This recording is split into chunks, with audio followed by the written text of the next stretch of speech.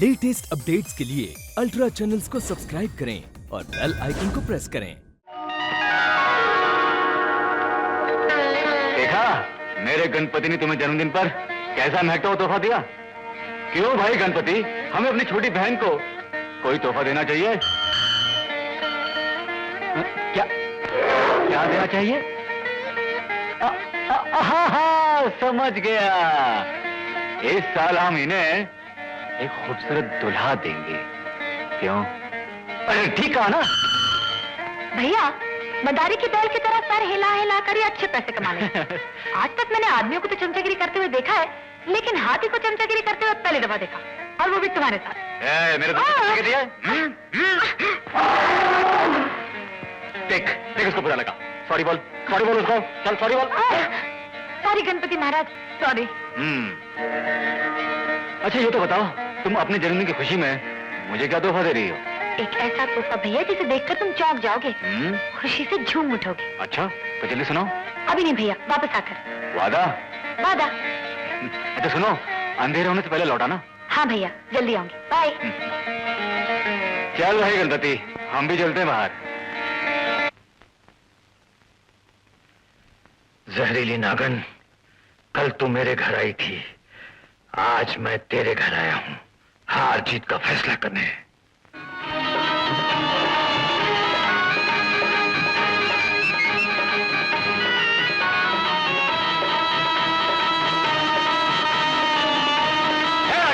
तू फिर यहाँ आया? तुझे मना किया था यहाँ मत आना। उस दिन बच्चे को मार दिया, आज उसकी माँ को मारना चाहता तू? मैं कहता हूं छोड़ दो मुझे, ये तो अच्छा नहीं होगा।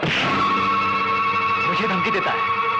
सुन लड़का, अगर आज के बाद यहाँ आया तो तुझे जिंदा नहीं छोड़ूंगा।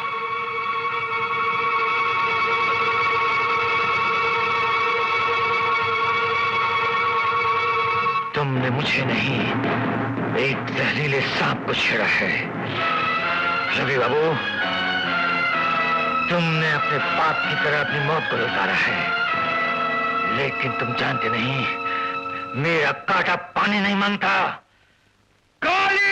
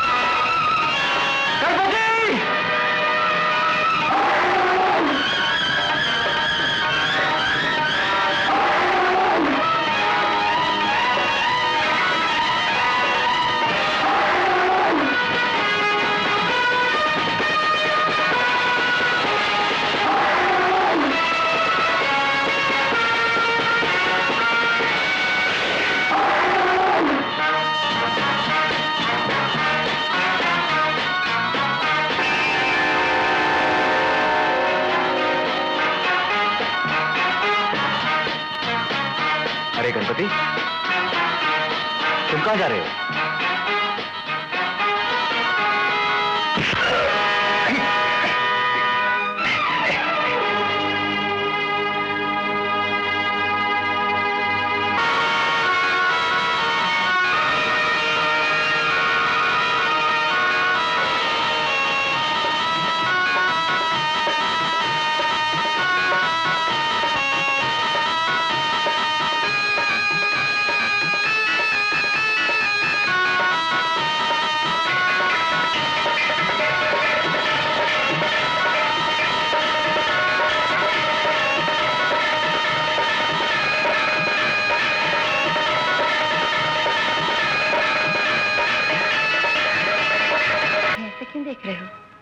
आज तुम बहुत सुंदर लग रही हो। क्यों? मैं पहले सुंदर नहीं थी? जो रोज दिखाई देती हो आज उससे बिल्कुल अलग दिखाई दे रही हो। लेकिन आज तुम भी मुझे बिल्कुल अलग दिखाई दे रहे हो। तुमने मुझे इतनी प्यार भरी नजरों से तो कभी नहीं देखा। बार बार ऐसे ना देखो मुझे। पूनम, इस समय तुम स्वर्ग से उतरी हुई एक अप्सरा की तरह लग रही हो। इसका मतलब है तुम स्वर्ग जाकर वहां की अप्सराओं से मिल चुके हो, तो फिर मुझसे मिलने क्यों आए? जाओ, मैं तुमसे नहीं बोलती। अरे पूनम, मैं सवेरे से ही तुम्हारे बारे में सोच रहा था। मुझे मालूम है आज तुम्हारा जन्मदिन है। तो फिर क्या तोहफा दोगी? तुम्हारे घर जाने से पहले मैं तुम्हें कुछ तोहफा दूंगा। आओ थोड़ी देर उस जंगल में घुमाएं। नहीं नागी, हम घर से बहुत दूर निकल आए हैं और देर भी बहुत हो चुकी है। किसी और दिन सैर करेंगे। नहीं, आज ही। भैया ने मुझे जल्दी वापस आने को कहा था। मैं नहीं चलूंगी। नहीं चलोगी? नहीं। समझते क्यों नहीं तुम? आज तुम्हें चलना ही होगा। आज तुम इनकार नहीं कर सकती पूनम। चल मेरे साथ। नहीं नागी। पूनम, मेरी आंखों में झांक कर देखो पूनम। क्या अभी तुम मेरे साथ नहीं चलोगी?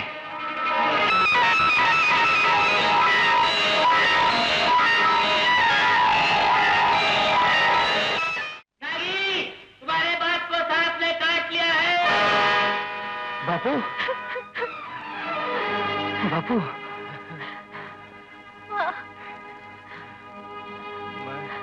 मैं नागी से एकांत में कुछ बातें करना चाहता हूँ।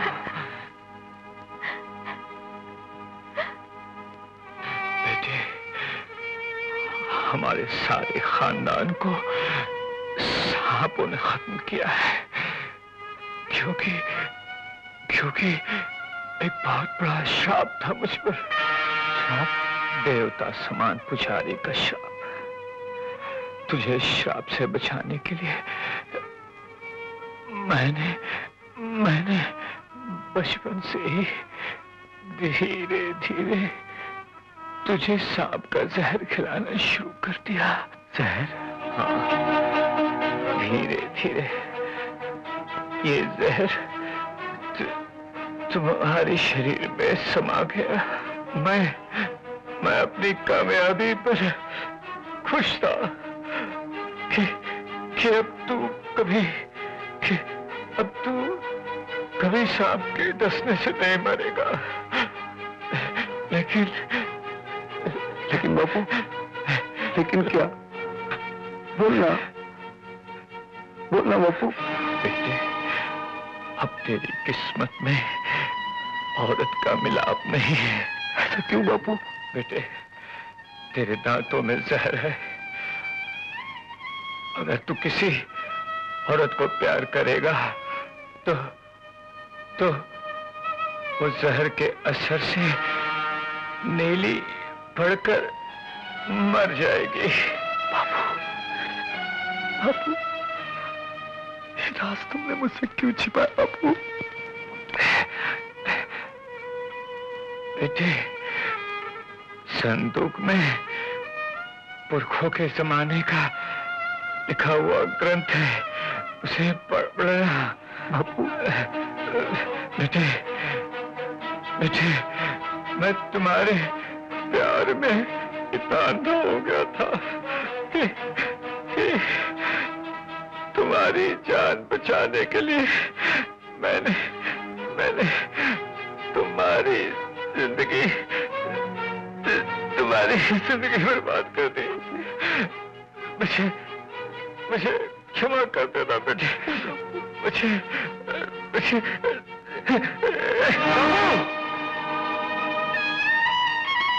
तेरे दांतों में जहर है। अगर तू किसी औरत को प्यार करेगा तो वो जहर के असर से नीली पड़कर मर जाएगी।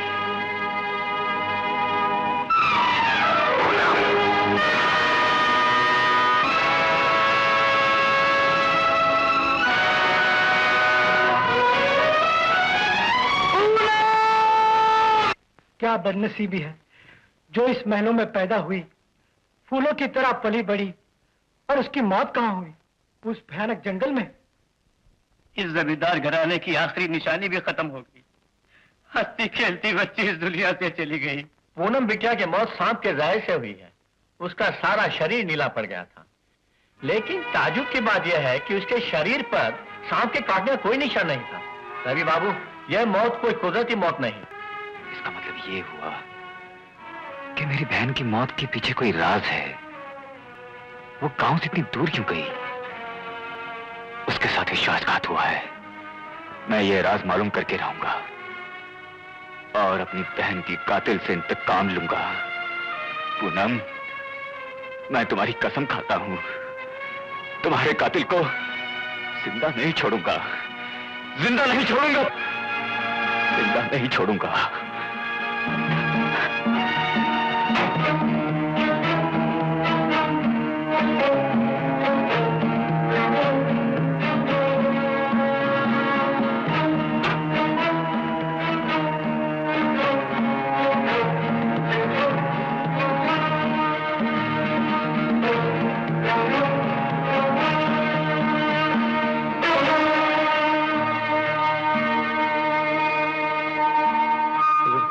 जहर किसी को बचपन से खिलाया जाए तो उसका शरीर बिल्कुल जहरीला हो जाएगा। धीरे धीरे उसमें सांप के सारे लक्षण आ जाएंगे। वो किसी भी सांप के काटने से नहीं मरेगा। पूर्णमासी के दिन उस पर केवड़े के फूलों की सुगंध से नशा छा जाएगा। जहर उसके सर को चढ़ जाएगा और उसकी आंखें नीली हो जाएंगी। अगर उसके दांत केले के पेड़ को छू लें तो वो नीला पड़ जाएगा। पूर्णमासी के दिन जैसे नागिन का पीछा करता है, ऐसे ही वो औरत की खोज में जाएगा। अगर वो किसी औरत का संग करेगा या उसके दांत औरत के शरीर के किसी अंग को छू ले तो वो औरत उसी समय मर जाएगी। नागिन? क्या तुम बहुत दूर से यहाँ खड़ी हो? नहीं तो फिर क्यों आई हो यहाँ? बस माँ खाना खाने के लिए बुला रही है, इसलिए मैं। तुम जाओ, मैं आ जाऊंगा। ठीक है।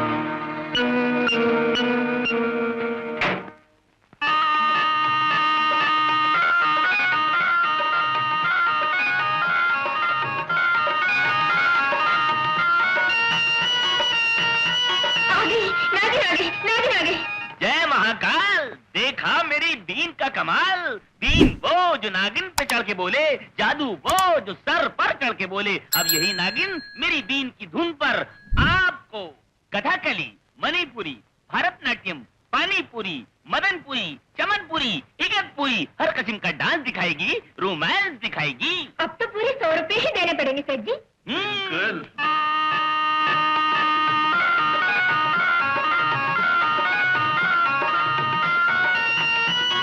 दूसरा कहाँ जीजा जी, इन दोनों में से हमारा नाक कौन सा है? अरे साले, ये तो हमें भी पता नहीं चल रहा। तू दोनों को पकड़ ले, डबल पैसे मिलेगा। अरे कैसे पकड़ लूं? देख नहीं रहे हो तेवर? ये तो घोड़ा पछाड़ सांप है, हमारे झुनझुने बजा देगा। अगर फूंक भी मारी तो हमारे ब्लूप्रिंट बन जाएंगे। ठहर जाओ, मैं इस स्मगलर को बेवकूफ बनाता हूँ, तुम इन दोनों को बेवकूफ बनाओ। नमस्ते साहब, आज शुक्रवार है, आज 2 सांपों को नहीं पकड़ना चाहिए। क्यों नहीं पकड़ना चाहिए? क्योंकि इनमें से एक नाग है, एक नागिन है, और ये संजोग भगवान की ओर से हुआ है। इन 2 प्रेमियों को अलग मत कीजिए, महापाप होगा। जीजा जी, धर्मशास्त्र क्या कहता है? वही कहता है जो तू कह रहा है। लो आई मुसीबत, मुसाफिर तेरी गठरी में लागा नाग। जीजा जी भाग चलो। कहाँ जाते हो बदमाशों, धोखेबाजों? उस दिन तुम तीनों जो बात कर रहे थे मैंने सुन ली थी। हाँ, और अभी मैं तुम दोनों को पुलिस के हवाले करता हूँ। मुझे धोखा देते हो? साहब, आप तो स्मगलर हैं, गवर्नमेंट को धोखा देते हैं। हमने आपको धोखा दिया। पकड़ो अपना सांप और भागो यहाँ से। साहब, आपकी पवित्र स्मगलिंग की कसम, हमारी समझ में नहीं आ रहा है, इन दोनों में से हमारा सांप कौन सा है? जुड़वा भाई होंगे, बचपन में बिछड़ गए होंगे, अभी फिर मिल गया। बिल्कुल हिंदुस्तानी फिल्मों के हीरो की तरह डबल रोल कर रहे हैं जालिम। साहब, ऐसा कीजिए, पुलिस को बुलवाइए और जालिमों को पकड़वा दीजिए। बकवास बंद करो और भागो यहाँ से। अरे साहब, आप गुस्सा क्यों कर रहे हैं? साहब, आपने हमको तो कुछ दिया नहीं, उल्टा हम आपको कुछ देके जा रहे हैं। ले लीजिए, ले लीजिए। लेकर जा रहे हो? हाँ। भागो यहाँ से बदमाशों, गोली मार दूंगा। अरे गोली मार। और तू उन बदमाशों के साथ मिलकर मुझे बेवकूफ बना रही थी। साहब, साहब की बच्ची, सारे घरों में अपनी जवानी का चक्कर चला रखा है। अगर फिर कभी तुझे इस कॉलोनी में भी देख लिया तो जान से मार दूंगा। अरे मत रो मेरी बुलबुल। अरे अभी तो शुरू हुई है कहानी। मेरी मोहब्बत तेरी जवानी बना देगी दुनिया को दीवानी। मैं बीन बजाऊंगा, तू नाचेगी छम छमा छम छम छमा छम छम। पैसा ही पैसा होगा।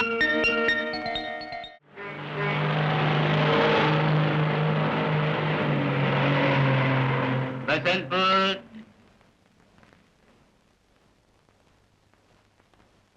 क्यों बहन जी, आप अकेले ही बसंतपुर जा रही हैं? आपके साथ और कोई नहीं? जी नहीं, क्यों?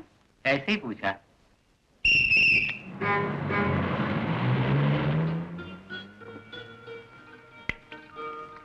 सुनो, बसंतपुर यहाँ से कितनी दूर है? 4 मील होगा।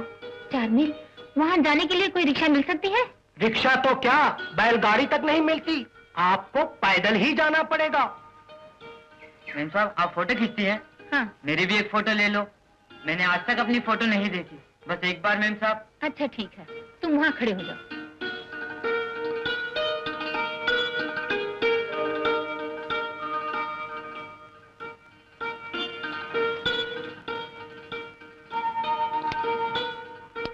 आप डॉक्टर नहीं हैं? नहीं, मास्टर नहीं, टीचर। कल मैं बसंतपुर आकर अपनी फोटो ले लूंगा। ले लेना, लेकिन मैं उस जगह तक पहुँचूं कैसे? ये वक्त बड़ा खतरनाक है टीचर, अंधेरा होने वाला है। अगर आप रास्ता भटक गई और केवड़े की झाड़ियों की तरफ पहुंच गई तो समझो ऊपर पहुंच गई। देखिए, आज रात आप मेरे यहाँ सो जाइए, बड़ा मजा आएगा। सुबह मैं आपको वहाँ पहुँचा दूंगा। साला हरामजादा, मदद के बहाने एक मजबूर लड़की से फायदा उठाना चाहता है। तू जैसे गंदे आदमी तक सारा गांव बदनाम होता है। थूक तेरी जिंदगी पे। आइए, मैं आपको बसंतपुर छोड़ देता हूँ। आइए।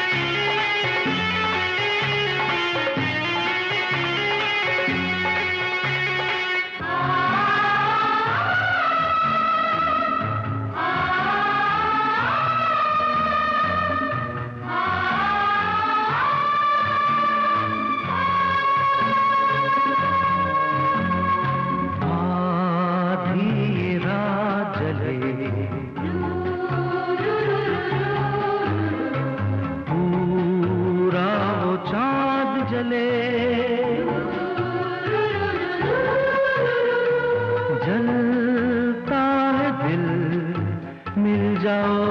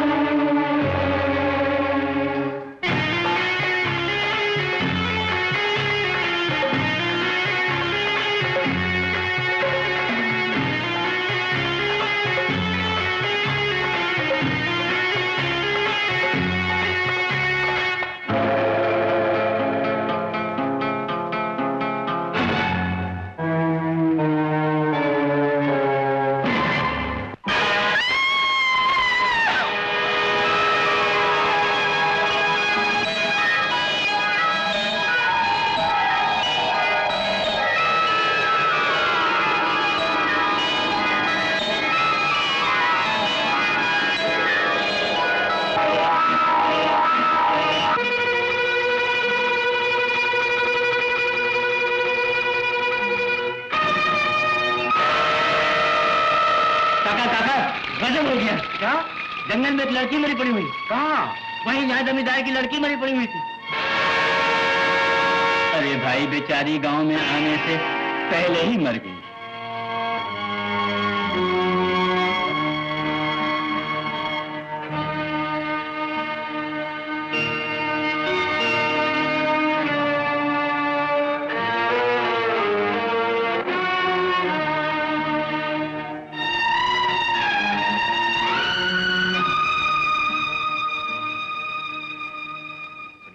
ये मुझे इसी वक्त प्रिंट करके दीजिए।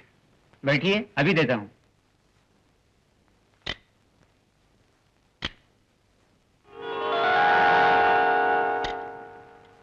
लीजिए।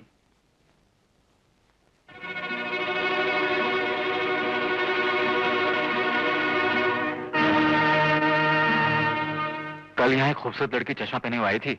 हाँ आई थी साहब। उसने तुम्हारी तस्वीर भी उतारी थी। हाँ साहब उतारी थी। अच्छा, उस वक्त स्टूल पर तुम्हारे साथ कौन बैठा हुआ था? नागराज। नागराज? अच्छी तरह से याद करके बताओ, वही नागराज जो राका सपेरा का बेटा है? हाँ साहब। क्या वो लड़की अकेली गई थी? नहीं साहब, मैंने अपनी आंखों से देखा है कि नागराज उसे इस रास्ते से ले गया।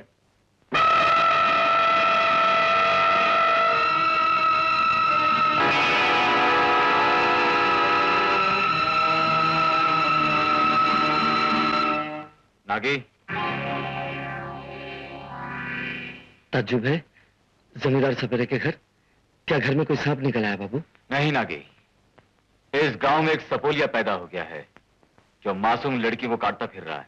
आप पढ़े लिखे लोग हैं बाबू, खूबसूरत बातें करना जानते हैं। मैं तो अनपढ़ हूं, बस यही पूछ सकता हूं आप यहाँ क्यों आए हैं? नागी, तुमने मेरी बहन की मौत के बारे में तो सुना ही होगा।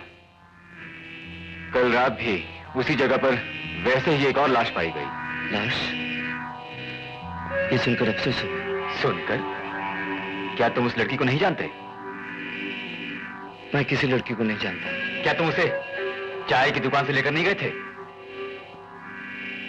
मैंने आपको कह दिया, मैं किसी लड़की को नहीं जानता। तुम झूठ बोल रहे हो। बाबू, मैंने आपको कह दिया, मैं किसी लड़की को नहीं जानता।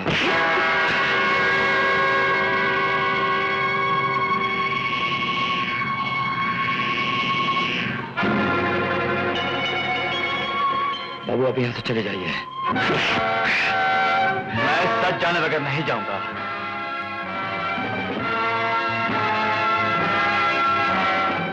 बाबू, अब मुझ पर हाथ नहीं उठाना, वरना इस गरीब का हाथ उठ जाएगा।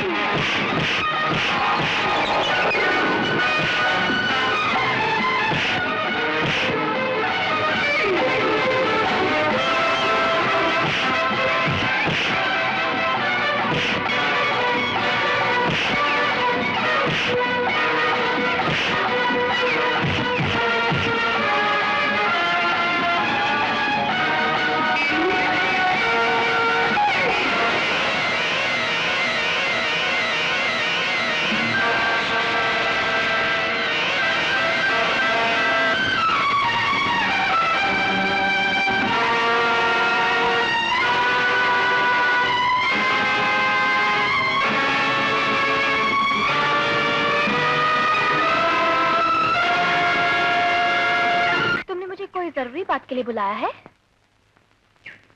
चुप क्यों हो? ऐसे ही कल नागी से झगड़ा हो गया। लेकिन ये झगड़ा क्यों हुआ? मैं टीचर की मौत के बारे में उसे बात करने गया, उसने सीधे मुंह बात नहीं की, झगड़ा हो गया। क्या टीचर की मौत में नागी का हाथ है? नागी की बातों से ऐसा लगता है उसका इससे कोई ताल्लुक नहीं, लेकिन लक्ष्मी कल एक अजीब बात हुई। क्या अजीब बात? कल लड़ते वक्त नागी ने मुझे काटने की कोशिश की और उसके दांत केले के पेड़ में जाके घुस गए। तुम मानोगे नहीं लक्ष्मी, सारा का सारा पेड़ नीला हो गया। नीला हो गया? इसका मतलब है नागी के शरीर में जहर है। हाँ लक्ष्मी, और अगर ये बात सही निकली तो मेरी बहन और टीचर की मौत का नागी से जरूर कोई ताल्लुक है। मैं एक काम करती हूँ, आज रात को मैं इसे खाना खिलाऊंगी और उसके बचे हुए झूठे चावल मुर्गी को खिला दूंगी। अगर मुर्गी मर जाएगी तो पता चल जाएगा कि नागी में जहर है। अरे बस बस, बहुत खा लिया। नहीं नहीं, और खाओ ना। अरे तूने क्या मुझे भगत से राक्षस समझा है? खाता ही चला जाऊंगा। समय समय की बात है, कभी तुम कहते हो खाना खिलाओ तो मैं तालाब पर भाग जाती हूँ। आज मैं खिला रही हूँ और तुम नहीं खा रहे हो। एक बात बता, आज तू मुझ पर इतनी मेहरबान क्यों है? हा? क्योंकि आज मैंने तुम्हारे लिए अपने हाथों से खाना बनाया है। थोड़ा और ले लो ना। नहीं नहीं, बिल्कुल नहीं। अच्छा बाबा, थाली तो दे दो, मैं साफ कर दूँ। नहीं नहीं, अपना हाथ जगन्नाथ। मैं इतना सा भी काम नहीं कर सकती। देख, तू सब काम कर सकती है, लेकिन ये काम कभी ना करना। वैसे आज का खाना मजेदार था।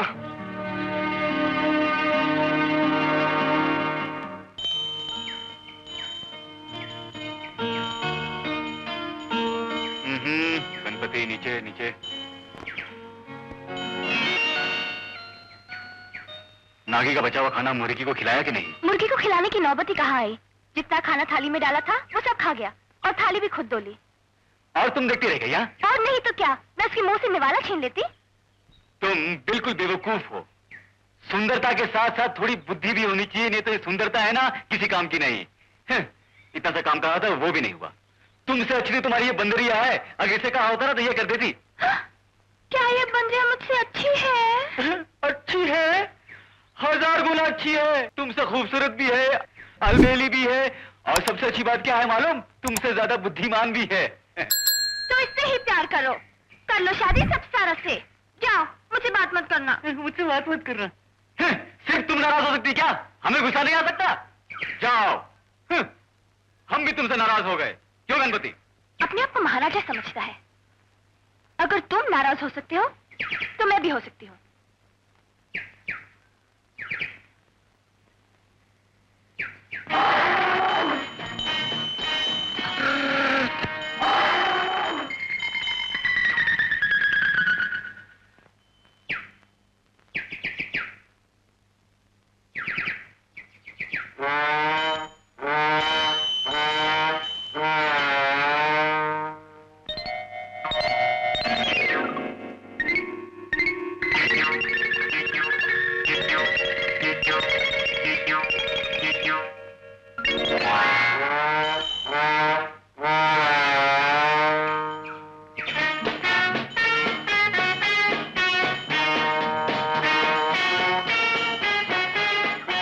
गणपति, हाँ?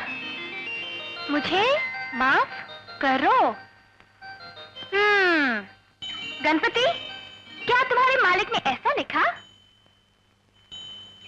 बेचारा, चलो माफ कर दिया, चलो।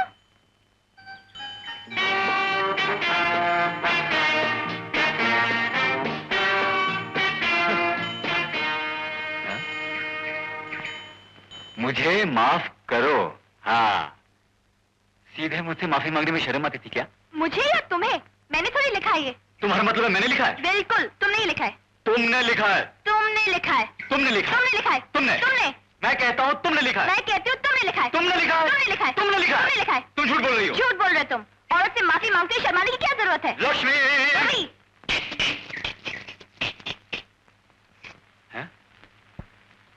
क्या बात है राम प्यारी? देखा? क्यों? तूने लिखा है? मेरी सौतन? अरे, अब तुम्हें क्या हो गया? कमाल है। लक्ष्मी!